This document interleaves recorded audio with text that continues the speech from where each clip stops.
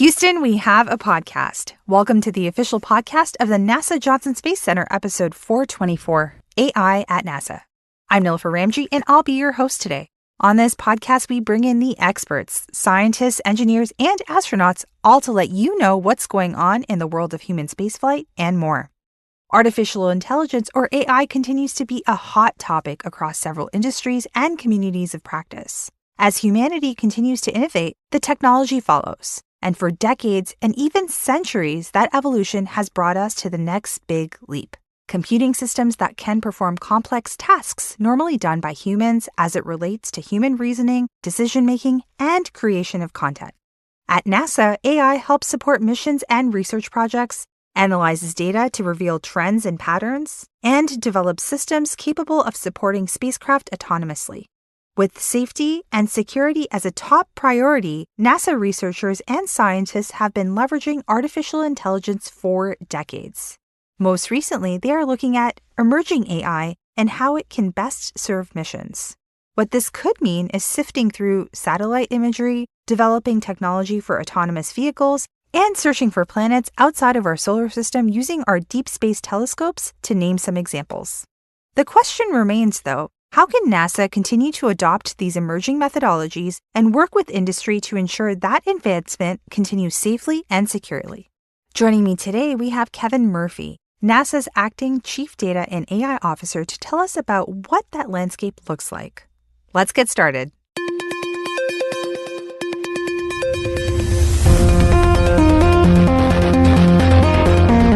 T-minus 5 seconds and counting. Mark. There she goes.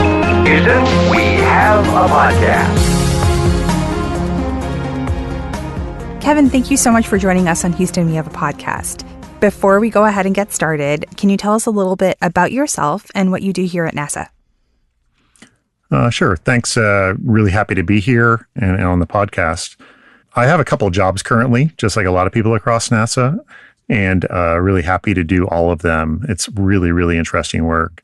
My primary job right now is I'm the Chief Science Data Officer for the Science Mission Directorate. And that job allows me to look across all of the wonderful scientific information that we have and try to use advanced techniques to understand that goldmine of scientific information. I'm also the acting Chief AI Officer and the Chief Data Officer for the agency, which has given me a really interesting perspective on not only how we use modern data science and AI techniques for our scientific data, but how that applies across engineering, how it applies to business processes, and how that applies just generally for our mission for discovery. So if you could break it down for us, in your own words, can you explain artificial intelligence to us and then take it a step further by explaining why it's important for us to understand this as an agency?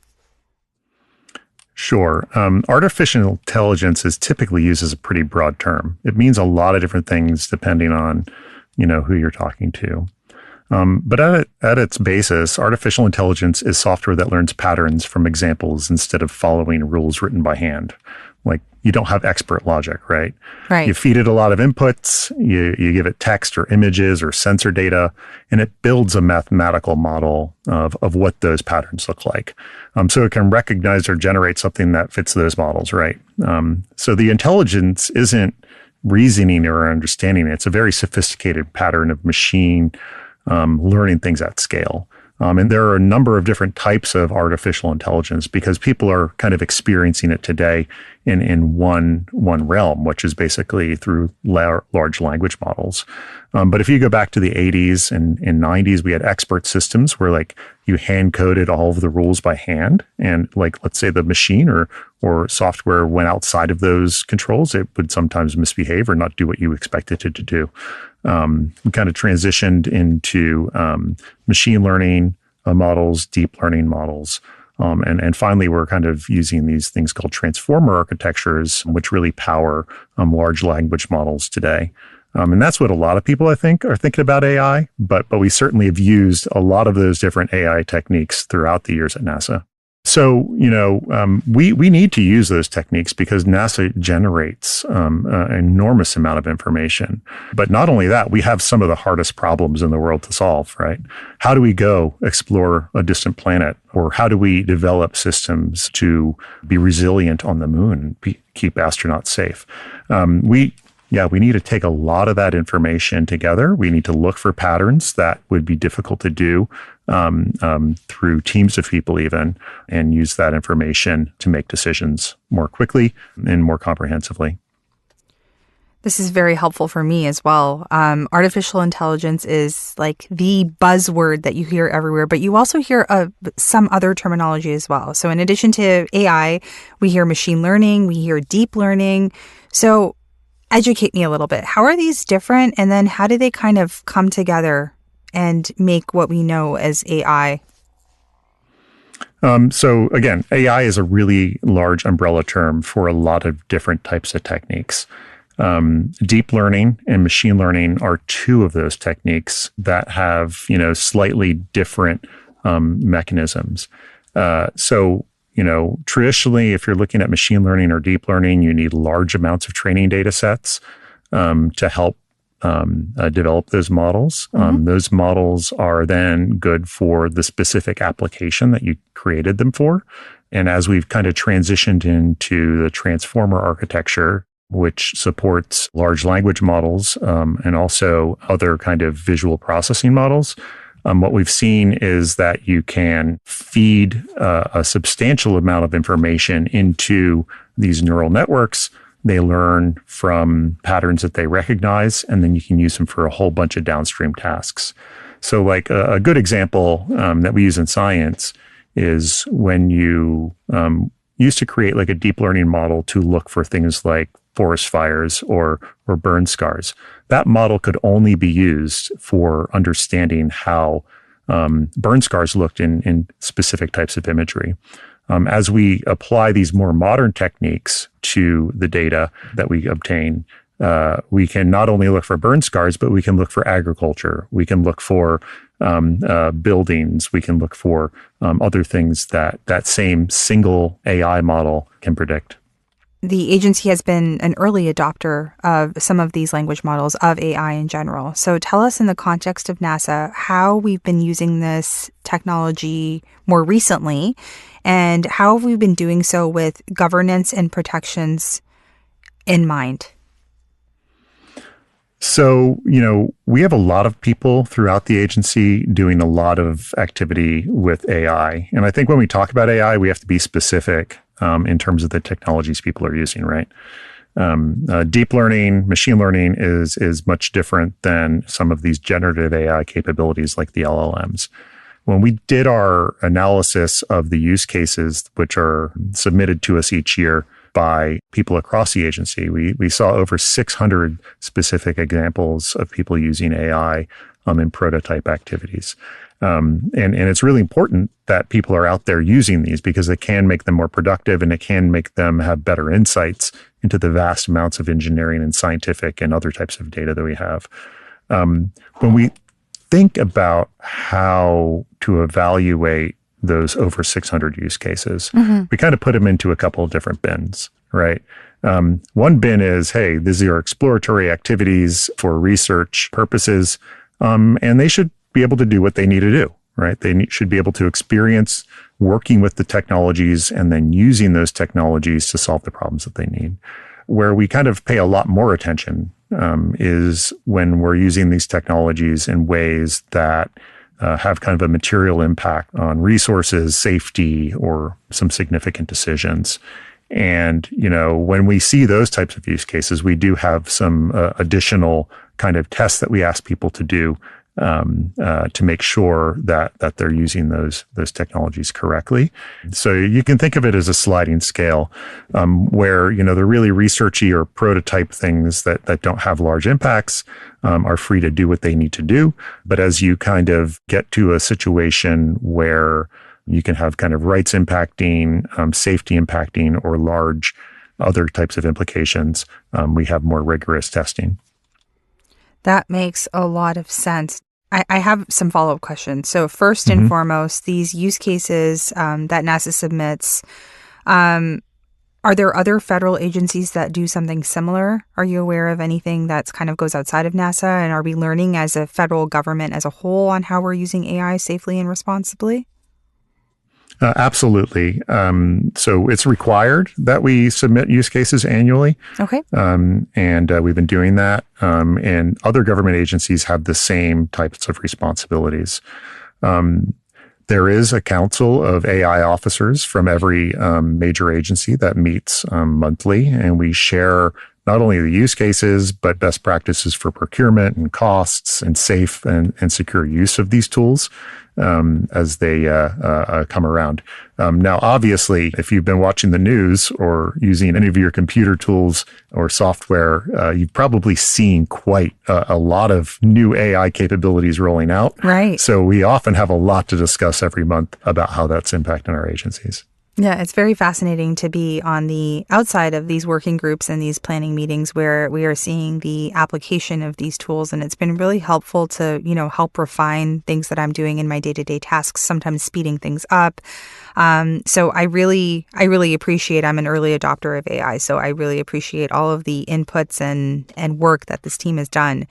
At NASA here, we have a NASA AI strategic working group as well. So we talked a little bit about at a federal level, what we're doing with other agencies and how that's kind of going about. Tell us about what we're doing here at NASA. How does that break out as the broader 10 centers across the country? So every center is doing something with AI today. In all sorts of different ways. We've been doing it for a long time in some areas, and in some communities are really using it for the first time and becoming familiar with it.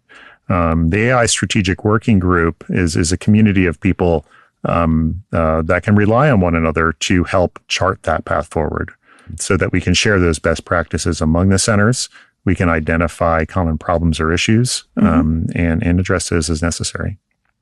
Yeah, these communities of practice definitely help us be more successful. So as this working group has evolved over the last few years or even in the last 6 months, can you talk about any concerns or issues or things that came about that we've learned from?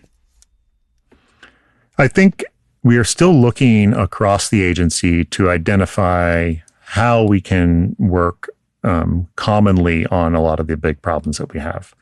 Right. So when we talk about AI and we talk about good data management practices in general, which feed good AI, we need to have consistent patterns across the agency so that we don't recreate solutions or create silos. So those are some of the types of things that we're addressing now within that group.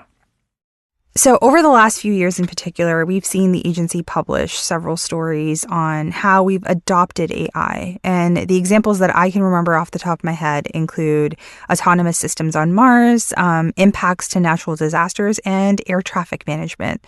So can you tell us a little bit about these successes and any additional applications that may have come about as a result of them?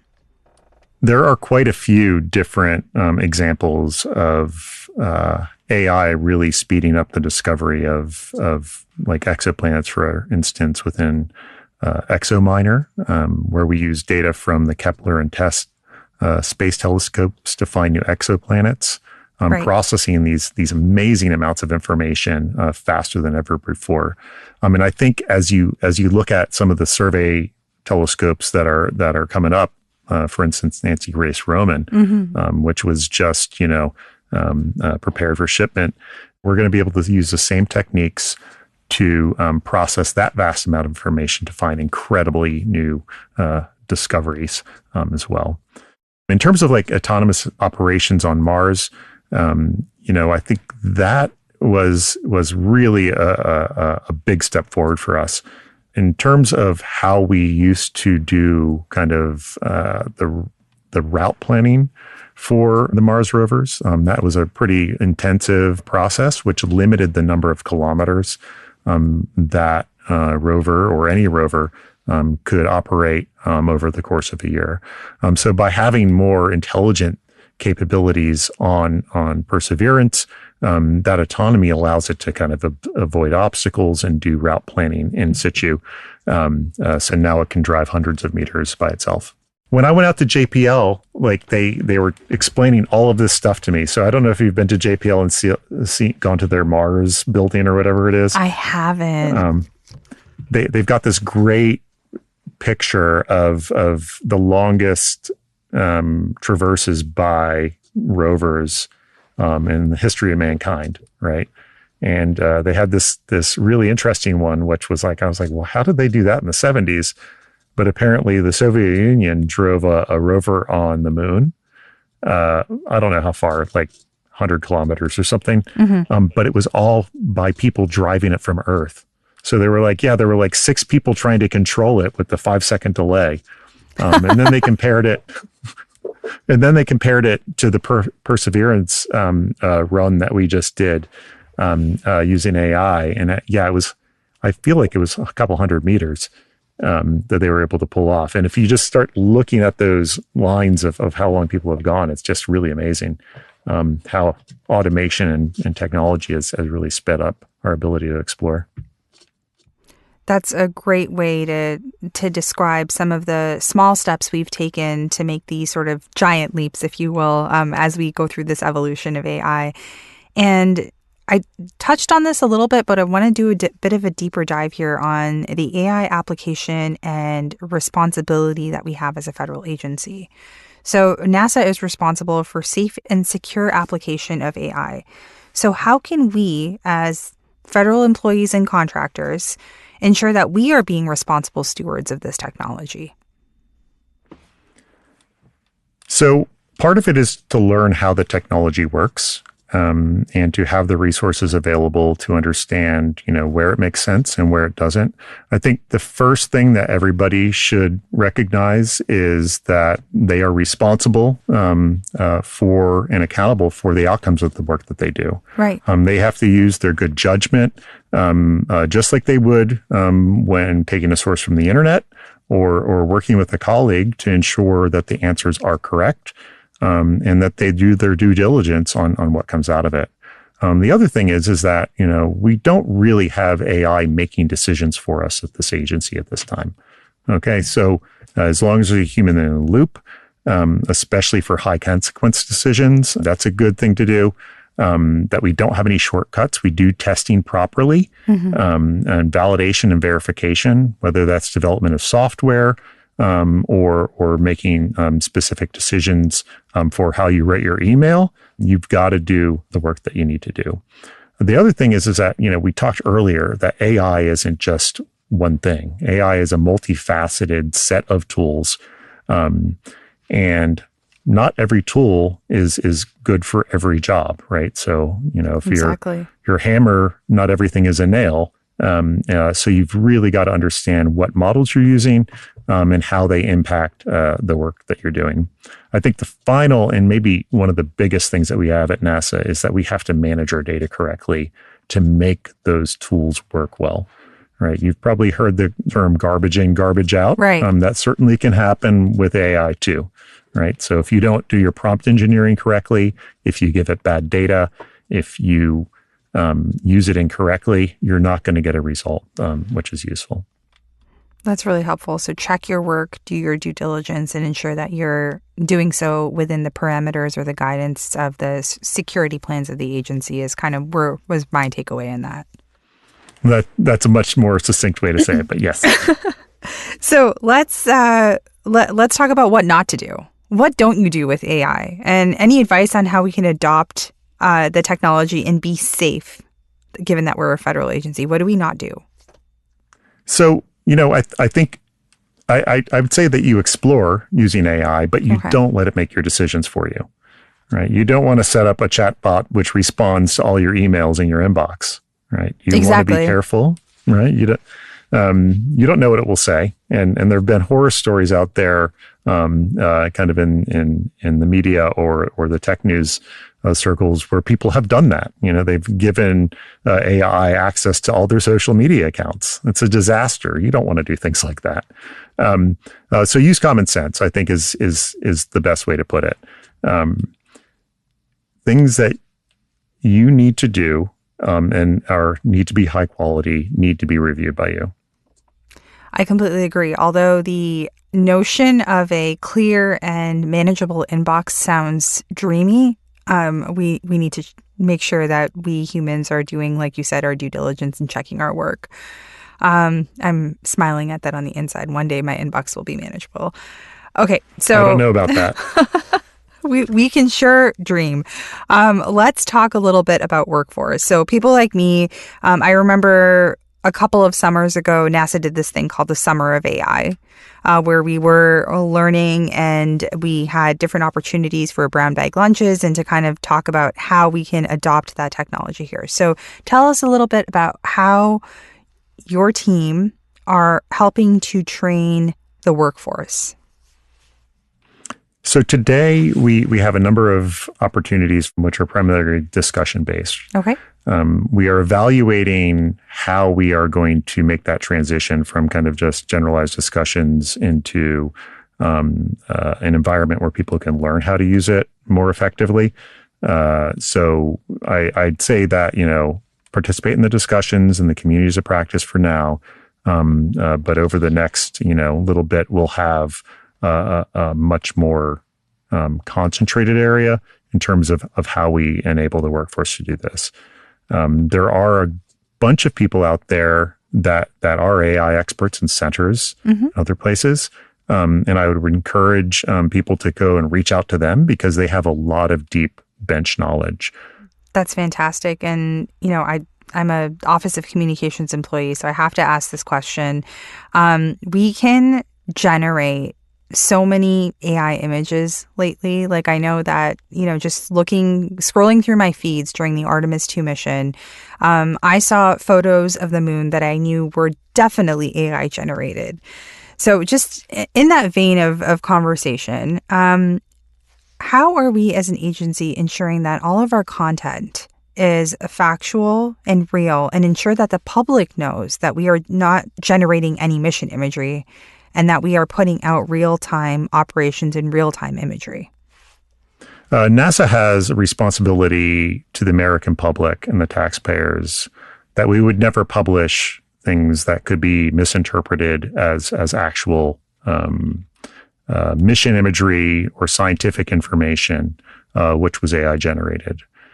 For things that would look like generative AI, which we can use potentially for future states or simulations of activities, we do put an AI generated by AI label on them. So the labels are there for anything that we've generated as an agency, but then there are certain areas where we have kind of the no-no territory. So if it's considered, a good example of that is human spaceflight missions, astronauts performing extravehicular activity or spacewalks. We would use authentic mission imagery and we would never use AI. And that's one of the parameters, if you will, that we've established as an agency. That's correct. We cannot generate imagery through AI that could be confused as authentic mission images, for example. We are very clear in that. We want to ensure that everything that we do as we explore the moon and beyond is real, and that we don't confuse people by putting out simulations that could be confused as real images. That's such a good call because for those of you who are listening to our podcast today, if you ever see a NASA image, you'll often see animation or you will see data visualization. You'll see that marker on several products. So sometimes we'll put out a video where we've done a portion of the mission, but maybe not the whole thing just yet. We're in the process of going to the next milestone. So you'll see a combination of real mission imagery or real B-roll that we've collected over the course of a certain developmental phase. And then you might see something like forward coming. So this is a really good flag here, Kevin. So I really appreciate that. And it's not just in images, right? Some people use AI to help summarize documents or to make, executive summaries for things. And those acknowledgments should also be equally included as important in those documents. Yeah, exactly. We need to if we're using AI to help create efficiencies, we also need to be acknowledging the fact that we are using it for that reason. Tell us a little bit how we as NASA are safeguarding our systems against any kind of risk when we use AI.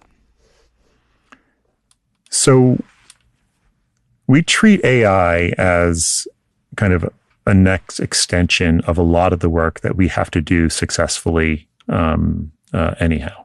Right. So when we want to safeguard mission assets, we want to safeguard public safety for aeronautics or what have you, we have processes by which we evaluate the safety of those systems and potentially astronauts on board, right?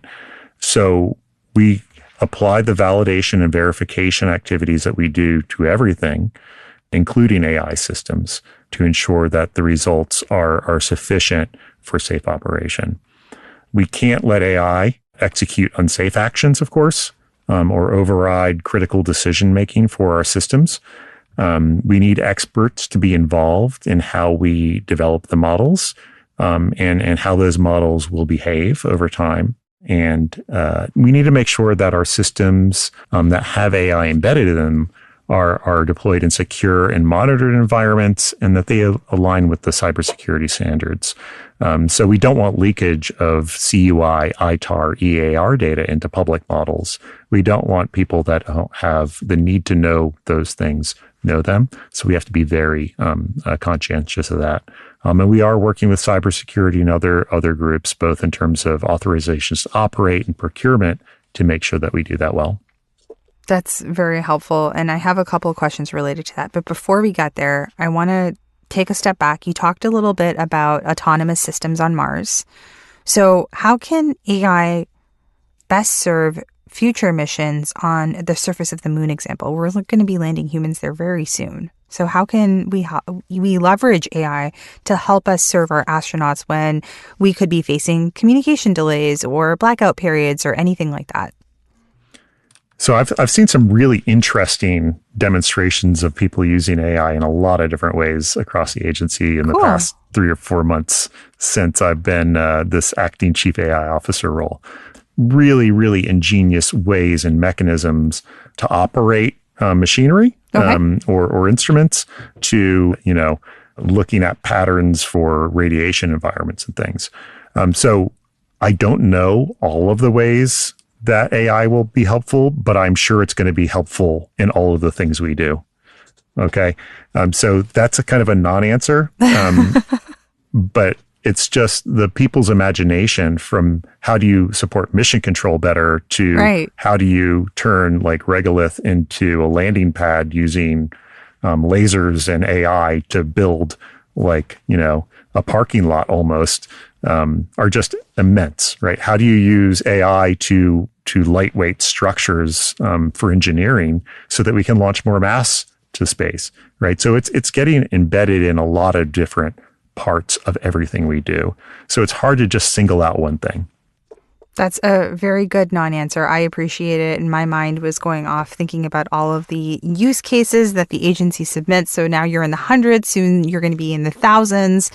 You also talked about, garbage in, garbage out. So if we as humans are using our creativity and are looking at these problems and saying, okay, this is how we can make our models smarter, that then results in good, tangible results. So there's a lot out there. And once we've kind of landed on the moon, I would love to have a follow-up conversation with you to see what's changed, what's evolved then. But for now, we are also working with industry, right? So we're working with what kinds of industry, external partnerships, other methods have enabled some of the successes you've described within NASA? Well, we wouldn't be able to do the work that we do without having really strong partnerships with industry, other government agencies, and academia. A lot of the expertise that we need to accomplish the work that we do, especially in science, is within academic institutions. And you need experts to understand how a lot of these models work.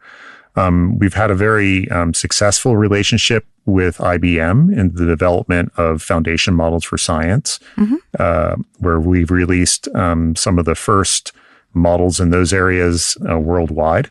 We released a heliophysics foundation model just last summer, for instance, which uses Solar Dynamics Observatory data which helps us understand the radiation environment and other sun activities that influence not only astronauts, but what we do on Earth.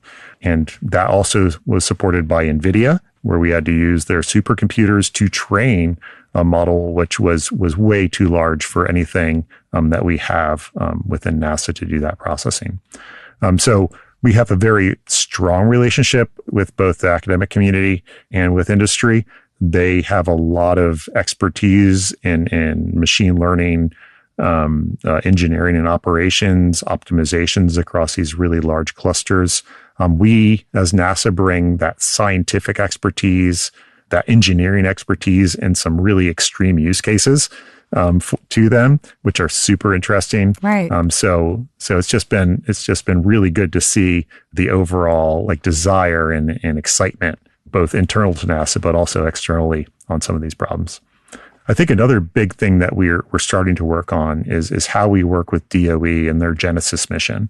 So the Genesis mission is an attempt to really bring AI to the forefront for productivity and engineering and really, really difficult questions.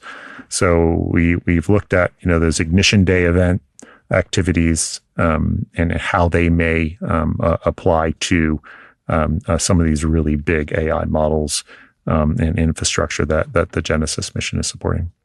So the future is very bright in DOE, Department of Energy, for those of you who are listening. And you know what, Kevin? The opportunities to use AI have grown exponentially as new companies and products have been developed. And we've talked a little bit, we've kind of hit the surface on that here. And now it's the time to identify sort of new potential innovations using AI across the agency. So we're on the cusp of something really big. So that said, do you have anything else that you'd like to share with us?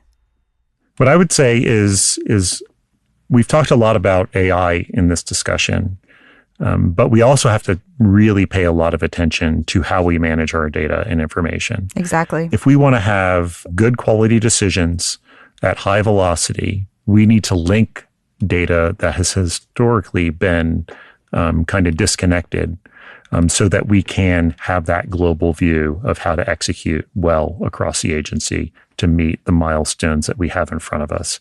We have incredible milestones. Achieving the near impossible, I think, right, is one of the things that we're really trying to do. And to do that, we need information and decisions at velocity, which means we need to connect our good data together so we have good insights. So I think it's a challenge to the entire NASA workforce that we pull that information together and that we really treat data as a strategic asset. And then we can apply our AI techniques on top of that information for greater insights. What a great way to close us out, Kevin. The future is bright, but I can't wait for another conversation with you. Thank you so much for joining us today. Thank you. Happy to be here.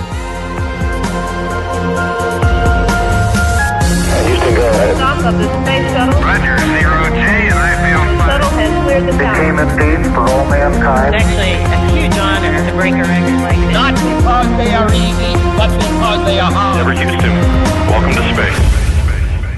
Thanks for sticking around. I hope you learned something new today. You can check out the latest from around the agency at nasa.gov. And you can find out more about artificial intelligence at NASA by visiting nasa.gov/AI. Our full collection of episodes and all of the other wonderful NASA podcasts can be found at nasa.gov/podcasts. On social media, we are on the NASA Johnson Space Center pages of Facebook, X, and Instagram. If you have questions for us or suggestions for future episodes, email us at nasa-houstonpodcast@mail.nasa.gov. This interview was recorded on May 5th, 2026. Our producer is Dane Turner. Audio engineers are Will Flato and Daniel Tohill. And our social media is being managed by Leah Cheshire and Kelsey Howren. Houston, We Have a Podcast was created and is supervised by Gary Jordan. Special thanks to Tiffany Blake and Tara Friesen for helping us plan and set up this interview. And of course, thanks again to Kevin Murphy for taking the time to come on the show. Give us a rating and feedback on whatever platform you're listening to us on, and tell us what you think of our podcast. We'll be back next week. 3, 2, 1. This is an official NASA podcast.